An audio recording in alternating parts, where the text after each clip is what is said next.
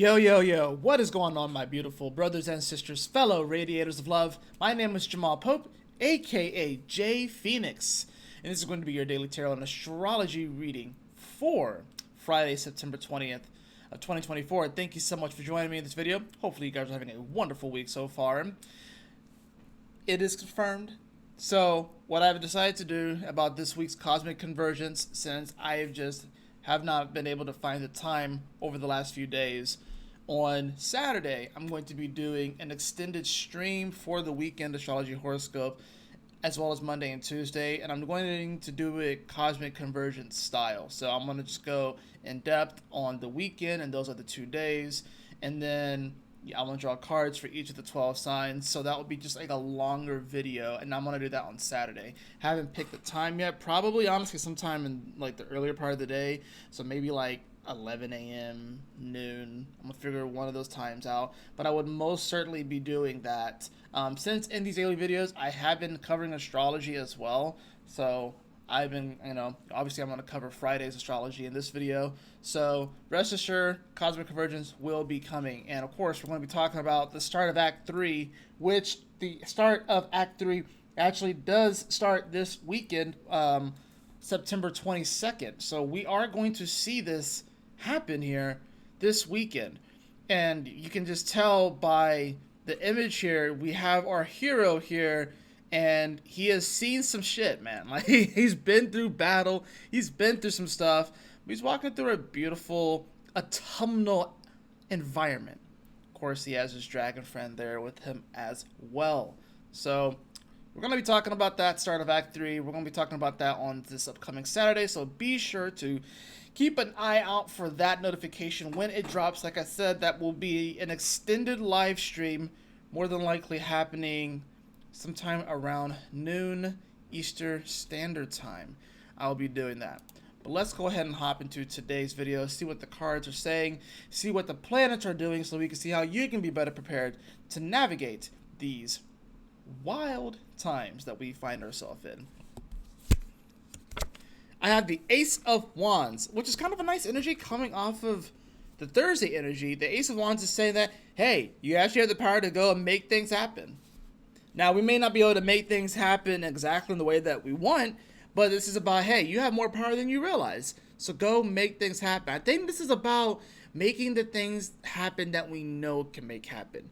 It's not about trying to, like, win the lottery here. It's not about trying to skip all of the steps on the ladder to success. It's about, hey, what are the things that I can do? That's how you take your power back in a time like this. It's like, what are the things that I can do? What is the change that I can affect? Instead of worrying about all of the things that I can't control and that can't really affect. I had that followed by, I have the King of Pentacles. I love this. This really is about being resourceful. This is about knowing your worth and, like I said, knowing what you can do, knowing what you can affect, and having that confidence to express that and be that. That's really what it comes down to with this energy. Astrologically, if we move this to Friday here, I usually have this starting around like 6 a.m. or so. So we're going to see that moon that's going to slide into Taurus, which is nice. This is very welcome after the last, really, the whole Aries transit and the Pisces transit has been very, very sensitive, right? The moon in Pisces was very, very sensitive. The moon in Aries was very, very sensitive as well. Now the moon shifts into Taurus, we can get a little bit more emotionally grounded, and we're reacting or responding more to those grounded-like things, more to money, more to our values, more to finances, etc., right? So we see that moon that will shift here, and it does quincunx the sun before it comes into Taurus, but unless you're in like Europe or like Asia and stuff, you're not really going to be feeling this energy. It's going to be more so happening when you are asleep. But we will see this moon shift here, and it's interesting because it does square Pluto right before, right? But we can see this moon shifting here, and it is going to make one aspect. It will sextile Mars on this day, but really this is the day about, this extended grand Earth trine between the Sun, Pluto, and Uranus. We are also going to see Venus make a quincunx over to Chiron today, or not Chiron, over to Uranus today. The big one, of course, is the Sun opposed Neptune. That's the big one today. So we're going to see that Sun shift to 28 degrees of Virgo, right? Still involved in a grand Earth trine. We're going to see pretty much by the time that the Sun makes its exact opposition to this Neptune, that the Moon is pretty much going to be in direct sextile to this Mars. Pretty much exact. 2830, 2830, 0922. Like it's very close. It's very exact. And this builds up throughout the day. So there's going to be this pressure that kind of builds up, especially when the Sun is illuminating things, it's illuminating the reality of things, and Neptune is definitely, in this case, the illusion, the hidden, the hyperbolic, the built up, what's behind the scenes, right? It's all of those sort of things, right? This Moon in Taurus can help us to definitely feel much more grounded during this time. Sextiling over to Mars, this is going to give us this opportunity that even if things don't necessarily feel super, super comfortable because Mars is in Cancer, this can give us a nice ability to taking action that is coming from a place of high value, holding ourselves in a higher self-esteem, having a higher self-confidence. That's really what it comes down to with this energy, right? But like I said, the difficult part of this is the fact that we do see this opposition, this collision. So the week does kind of end with a bang as far as like the work week goes. And this is just setting up for this weekend. What are we going to see this weekend? The Grand Earth Trine is going to complete. The Sun will come into Libra. Venus is going to come into Scorpio. Venus is going to square Pluto right before it comes into Scorpio. There's a lot of stuff that's going to be happening here. So it's just a preparation moment in many ways. But this opposition, you don't really want to get too caught up in a lot of the delusions and the fantasies of grandeur and skipping steps. That's the thing about this, is like there is an element here where people are going to want to skip steps. And you don't want to do that with this energy. You do not want to skip steps. Venus in Libra is going to be in quincunx to this Uranus in Taurus, right? And I guess you could say this is somewhat mutual reception.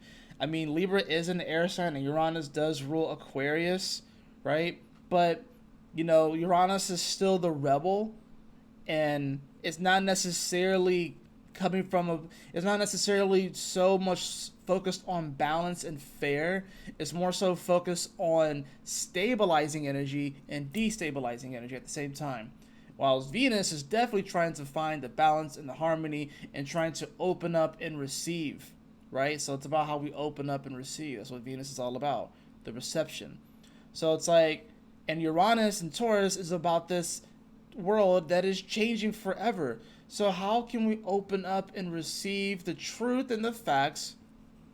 Mercury, Sun in Virgo, opposing this Neptune, this Saturn energy, and even about to oppose the North Node in a sense. How can we come to accept the fact that our world is changing forever? How can we accept the fact that we're not going to go back to the world that we thought we knew? Because it's just not going to happen. It's just not going to happen, right? We can see that Mercury also begins to make its square over to Jupiter, right?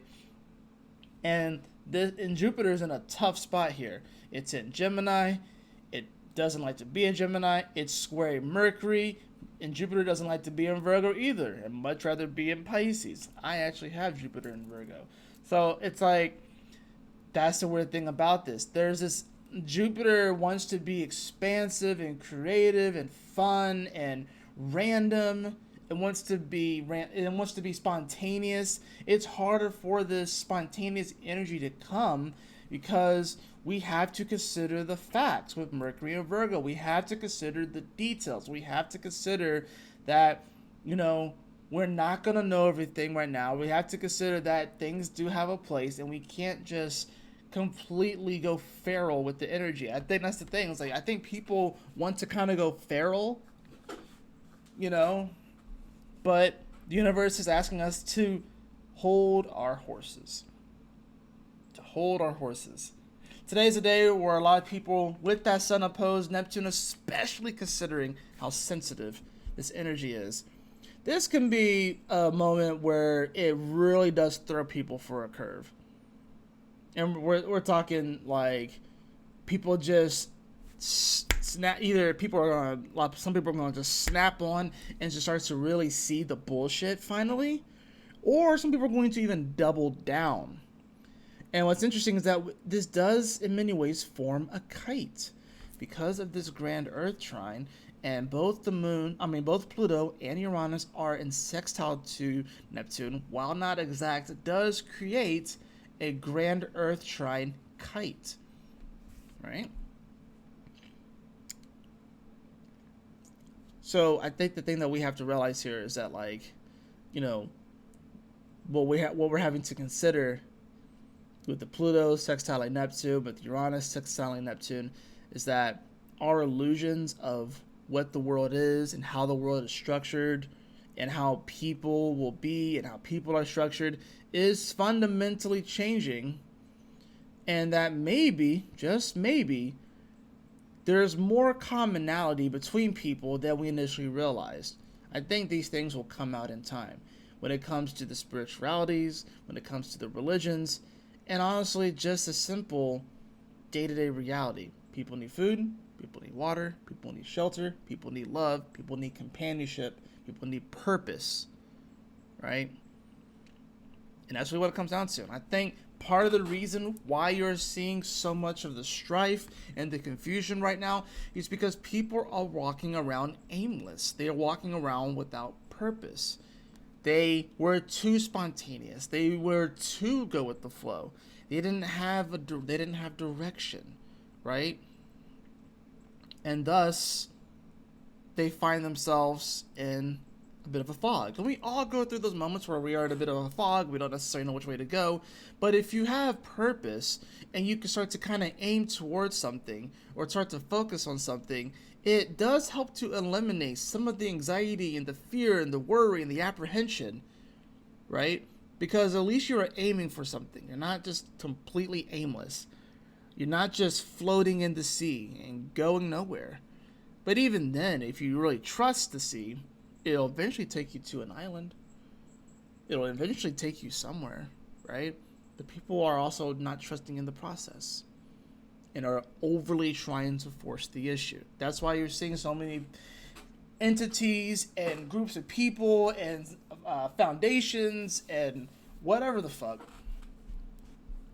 like doubling down, tripling down on trying to convince you of certain things, trying to get you to buy certain things, trying to get you to believe certain things. You have to ask yourself, why are they trying so hard? Because if it was really true, it would be obvious to everybody that it's not. Some people still have to be convinced, persuaded into believing certain narratives and stuff like that. So just be on the lookout for that today, as the sun builds and builds and builds up to the apex of this opposition to Neptune, which, as you can see, will be happening around 11 p.m. Eastern Standard Time. This moon will be in exact sextile to this Mars, right? And I think it's cool how it's also in trine to Ceres in Capricorn. And Ceres is about comfortability as well. It kind of has a bit of this motherly kind of energy. The symbol is like a sickle, so it's like gathering the wheat as well. And I think it's interesting how right now, the comfort right now is not in the illusion. The comfort right now is not in the, the nice platitudes, the nice sayings, the feel goods, the catering to. It's in the hard work. It's in resilience. It's in bravery. It's in courage. It's in doing what needs to be done, even if you don't always feel like it, right? That's where the freedom and the liberation is. When you can get to a point where your emotions, while important, and you don't suppress your emotions, but you become the observer of your emotions. That's one thing I've been noticing with like astrology. I can definitely tell when like a moon's in a certain sign, it's freaking obvious. When the moon was in Pisces, it was very obvious. When the moon was in Aries, it was very obvious. I noticed an immediate shift from the moon in Pisces to the moon in Aries. And y'all probably did too. Moon was in Pisces, everyone was much more subdued. People, even though it was an eclipse, people were subdued. People were quiet. People were a little bit more somber, right? People were a little bit more reserved. Moon went into Aries and people just started popping off. Energy went up. Everyone got a little bit more excitable, and it's just wild. It's wild to see. It's wild to see. Moon is in Taurus. Be a little bit more measured, and it's the bull, right? So it's like the bull could charge at your ass. But it's about knowing when to wield your strength. That is one of the strong points of the King of Pentacles, is that out of the kings, he knows when to wield his strength. The King of Wands, passion, fiery, just go for it. King of Swords, yeah, can think things through, but at the same time, can be a little bit random at times, right? King of Cups, yeah, can be compassionate, but they're guided by their emotions. If their emotions are too hot, then they can do some crazy shit. King of Pentacles, a little bit more measured, right? And it's about knowing when to use your strength. Not just using your strength just because you have the strength, or using your power just because you have the power, but knowing when to use your strength so it can be its most effective. And that's where we are right now. That's just where we are right now. So I had the Ace of Cups in reverse too. So I got two aces. We got Ace of Wands, we got the Ace of Cups, and then we had the King of Pentacles, right? So yeah, like I said, don't neglect your emotions. Be the observer of your emotions. You have the power today, but don't overdo it. Don't try and build the entire mansion today. Just take the necessary steps and have a bit more of a measured approach to this, because the Sun opposed Neptune is going to have a lot of people delulu, to use that word. It's going to have a lot of people delulu, but at least we have a grand Earth trine during this. But it's uncomfortable because we have Pluto at the end of Capricorn, and we have Uranus at the end of Taurus, and Neptune's involved, so it's creating a kite. So it's like the way, like I said, to get through this, the answer, the liberation, is actually through being resilient, and it's through just getting through it. And yes, call people, lean on people when you need to as well, but also realize that you are far stronger than you give yourself credit for. Try not to be too hard on yourself.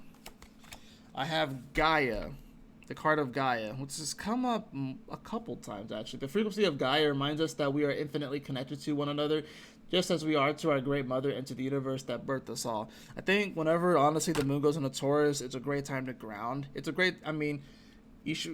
Grounding at any time is a good time, but especially when the moon goes into Taurus, and we get that deeper, more emotional soul connection to the earth, to physical earth. Taurus, Gaia, great time to get some grounding in. So if you ever find yourself anytime over the next couple days where you're kind of just a little bit off emotionally, energetically, go outside, put your feet in the grass, touch a tree, hug a tree, freaking pick up some flowers, smell it, and just get grounded into this time, especially since the seasons are shifting here.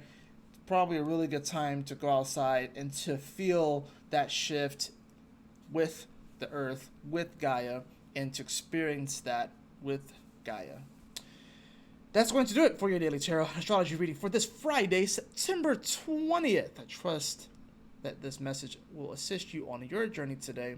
Remember, I will be doing an extended weekend forecast, cosmic conversion style, this Saturday, probably around noon Eastern Standard Time, where, of course, I'll be diving into this equinox that we are about to experience, shifting into a new season. Fall is upon us, or, of course, in the southern hemisphere, spring. So, y'all take care, stay blessed, have a wonderful Friday. I will see you all very soon. Peace.